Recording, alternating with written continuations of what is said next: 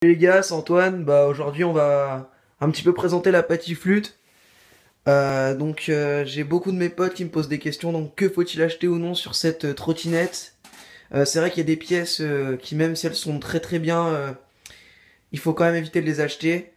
Je vais vous faire une petite vidéo de présentation et aussi de faut-il acheter ou non sur donc cette trottinette. Donc on peut commencer avec mes poignets, des Audi long neck de 14 centimètres si on compte le bouchon. C'est des très bonnes poignées, peut-être un peu cher. Enfin, après ça reste des poignées, c'est quand même cher pour ce que c'est. Ça peut aller jusqu'à 17 euros sur certains sites. Sinon elles sont parfaites. Après ça reste de la poignée molle, donc tout le monde ne va pas forcément apprécier. Sinon, à part le prix, le seul point faible de ces poignées, donc c'est le bouchon en plastique qui est pas solide, mais bon. Moi, est-ce que je vous conseille de les acheter? Oui. On peut passer donc à ma barre, donc qui est une Rotoronto, une T-bar. Elle fait du 56 de large sur du 56 de haut, mais je crois qu'on peut l'avoir en plus large, en plus grande. C'est une bonne T-bar parce que, en fait, moi, ce qui m'a séduit dans cette T-bar, c'est que ça reste une T-bar avec zéro back sweep et zéro up sweep, tout en gardant des dimensions en fait généreuses. Moi, j'adore la rouler, elle est super agréable à rouler. Après, je connais des gens qui l'ont tordue et il paraît qu'elle tord facilement. Donc après, ça reste que 60 euros pour une barre, c'est pas très très cher. Est-ce que je vous conseille de l'acheter? Même si elle casse facilement, oui. Ici, on a mon collier de serrage Tilt 2 vis. Donc c'est un collier de serrage classique, hein. Pour moi, un collier de serrage, on le choisit juste en fonction du style. D'habitude, je dis à tout le monde qu'il faut pas mettre trop d'argent dans un collier de serrage, mais avec le temps, je suis devenu un pigeon. Et donc j'ai acheté celui-ci qui est carrément hors de prix, 34,90 € et qui sert pas plus que les autres.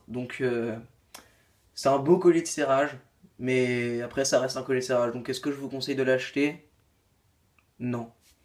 Ici on a mon jeu de direction Addict, c'est un intégré. Euh, il a une cuve assez originale, donc j'aime bien. Après, moi je m'y connais pas forcément beaucoup en jeu de direction, mais d'après moi ça reste un équivalent d'un Blunt ou d'un District par exemple. Il coûte 34,90 €. Ici on a ma fourche Urban Art Compressor qui est carrément dégueulasse. Quand je dis ça, c'est juste parce qu'elle est sale, hein. Mais sinon elle est assez agréable à rouler. Moi j'aime bien, elle coûte 90 euros.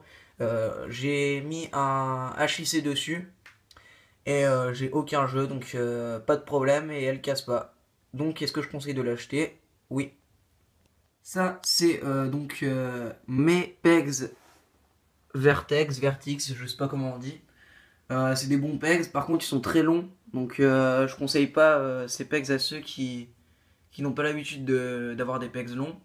L'avantage de ces pegs c'est qu'ils sont solides et que en fait c'est carrément un écrou, c'est-à-dire que une fois que vous avez votre pegs, et ben vous n'avez pas besoin d'écrou, vous avez juste besoin d'une vis classique en fait.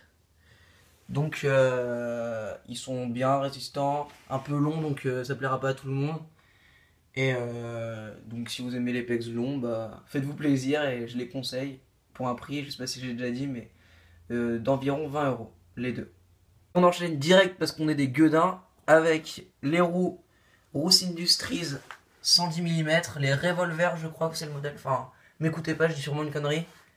Elles coûtent assez cher, 32 euros la roue, mais après elles tiennent, donc en fait c'est un peu comme un investissement pour après être tranquille. Elles peuvent même tenir plusieurs trottes, je crois. Donc, enfin, quand je dis plusieurs trottes, c'est-à-dire ça se trouve vous allez casser votre deck avant vos roues. Voilà, moi j'ai jamais eu de problème et je les ai depuis assez longtemps. Je les conseille évidemment.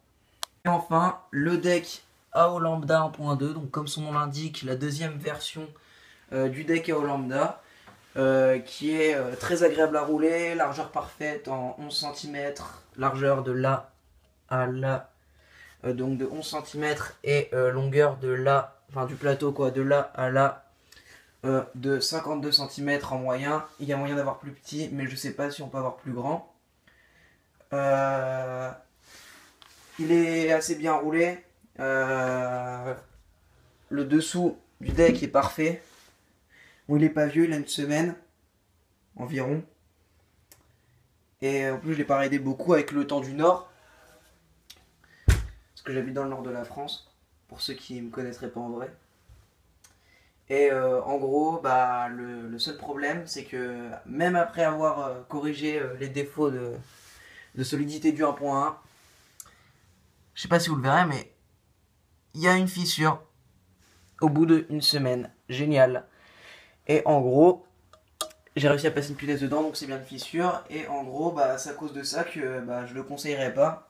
Parce que c'est 159 euros dans le cul. Et même s'il est parfait, à tout point de vue, à part sur la solidité, moi je conseillerais soit d'acheter un autre deck, soit d'attendre le nouveau deck MAD, soit d'attendre une version 1.3 de ce deck. Là, c'est terminé pour cette présentation de Matrot. J'espère que ça vous aura plu. Après, mon avis reste mon avis, donc prenez pas mon, mon avis pour la science infuse, c'est-à-dire que vous aimez peut-être pas les mêmes choses que moi. Moi, je vous ai dit ce que je pensais réellement de ces pièces. Après, peut-être que vous pensez pas comme moi. Chacun a son avis. À propos des informations que je vous ai données par rapport aux tailles, ça se trouve, je me suis trompé. J'ai mesuré avec mon mètre dans mon garage, donc je crois que c'est bon. Mais après, si je me suis trompé, n'hésitez pas à me corriger dans les commentaires. Et ensuite, à propos des prix, bah, c'est les prix que j'ai trouvés sur internet en moyenne. Donc, ça se trouve, vous en trouverez moins cher, plus cher, je sais pas. Et il faut pas hésiter à un peu chiner sur le web pour trouver les pièces pas très chères. Et ensuite, voilà. J'espère que ça vous aura plu, que c'était pas trop long parce que j'ai essayé de faire quelque chose en fait d'assez professionnel tout en restant un peu cool. Et ça a rendu un résultat final assez long. Et je vous souhaite un bon ride à tous. Et je pourrais malheureusement pas faire de clip à la fin comme la tradition. Parce que dehors il drache comme pas possible. Et de toute façon, il n'y a personne pour me filmer chez moi. Salut les gars. Et abonne-toi.